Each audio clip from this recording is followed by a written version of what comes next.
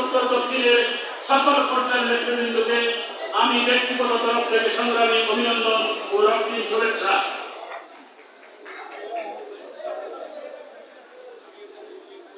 বক্তব্য আগে চলে আসতে সংক্ষেপ করার জন্য আজকে এমন একটি দিনে দাঁড়িয়ে আমরা এখানে সম্মেলন অনুষ্ঠিত করছি। এই দিনের আগের দিন, আজ থেকে প্রায় ৪৫ বছর আগে বাংলাদেশের মানুষ যখন রাজনৈতিকভাবে দিশেহারা, সামরিক বাহিনীর সকল অফিসারের পরিবার যখন দিশেহারা, তখন কাকে ফাঁসির কাজ করতে হয়, সারা বাংলাদেশের রাজনীতি যখন অন্ধকারাচ্ছন্ন, সেই সময়ে 1981 সালের 17 মে জাতির জনক বঙ্গবন্ধুর কন্যা জননেত্রী শেখ হাসিনা এসে পদার্পণ করেন।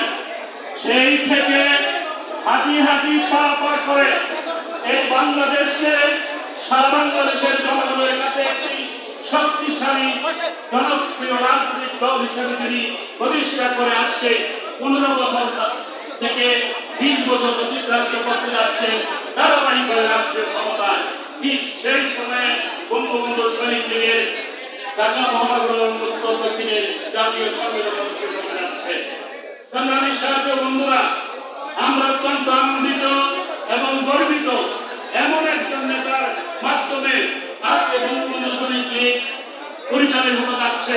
আমাদের অত্যন্ত প্রিয় নেতা আলহাজ হারুন রশিদ সিআইডি, উনি বলেছেন যে আমি যতদিন বেঁচে থাকবো, যতদিন এই সংগঠনের দায়িত্বে থাকবো, ততদিন পর্যন্ত এই সংগঠনকে সুসংগঠিত করার জন্য যা যা করা দরকার আমি তাই করবো।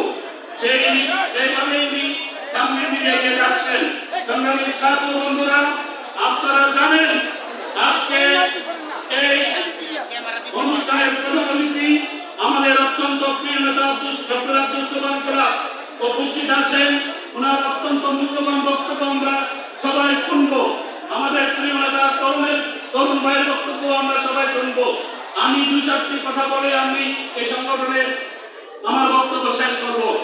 আজ থেকে প্রায় 27 বছর আগে 1995 সালের 15 আগস্ট এই বঙ্গবন্ধু সৈনিক লীগ প্রতিষ্ঠিত হয়। সেই থেকে প্রতিষ্ঠার কিছুদিন পরে এই সংগঠনের সাথে সংযুক্ত হই। আমি এই সংগঠনের প্রচার সম্পাদক, সাংগঠনিক সম্পাদক,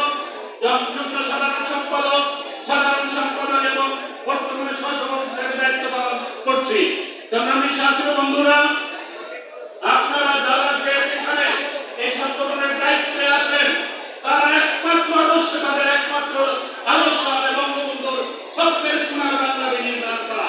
সেই লক্ষ্যে মাননীয় প্রধানমন্ত্রী জননেত্রী শেখ হাসিনার হাতকে শক্তিশালী করার জন্য একটি আদর্শ এবং বঙ্গবন্ধুর সত্যিকারের সৈনিক হিসাবে